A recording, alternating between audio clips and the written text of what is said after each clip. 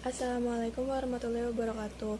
Saya Putri Ramadhani dari kelas 11 IPA 2, nomor absen 28.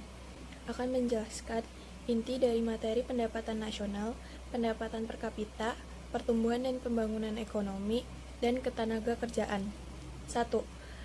Pendapatan nasional. Pendapatan nasional adalah jumlah pendapatan yang diterima oleh seluruh rumah tangga keluarga di suatu negara dari penyerahan faktor-faktor produksi dalam satu periode waktu tertentu, biasanya selama 1 tahun.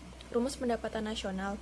Metode pengeluaran yakni menjumlahkan komponen pengeluaran rumah tangga, pengeluaran pemerintah, dan investasi. Sementara rumus pendapatan nasional metode pendapatan yaitu menjumlahkan pendapatan sewa, upah, bunga, dan keuntungan. 2. Pendapatan per kapita. Pendapatan per kapita adalah besarnya pendapatan rata-rata semua penduduk di suatu negara. Pendapatan per kapita didapatkan dari hasil pembagian pendapatan nasional suatu negara dengan jumlah penduduk negara tersebut. 3. Pertumbuhan ekonomi. Pertumbuhan ekonomi adalah peningkatan dalam kemampuan dari suatu perekonomian dalam memproduksi barang dan jasa.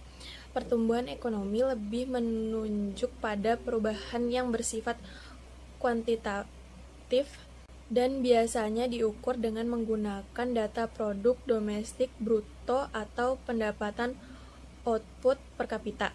4. Pembangunan ekonomi. Pembangunan ekonomi adalah suatu proses kenaikan pendapatan total dan pendapatan per kapita dengan menghitungkan adanya pertumbuhan penduduk dan disertai dengan perubahan fundamental dalam struktur ekonomi suatu negara dan pemerataan pendapatan bagi penduduk suatu negara. 5. Ketenaga kerjaan. Pengertian ketenaga kerjaan.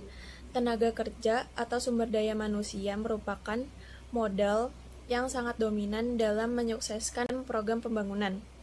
Masalah ketenaga kerjaan semakin kompleks seiring bertambahnya jumlah penduduk yang memerlukan perhatian serius dari berbagai pihak. Menurut Undang-Undang Nomor 13 Tahun 2003 tentang ketenaga kerjaan, yang dimaksud ketenaga kerjaan adalah segala hal yang berhubungan dengan tenaga kerja pada waktu sebelum, selama, dan sesudah masa kerja. Sekian dari saya. Terima kasih. Wassalamualaikum warahmatullahi wabarakatuh.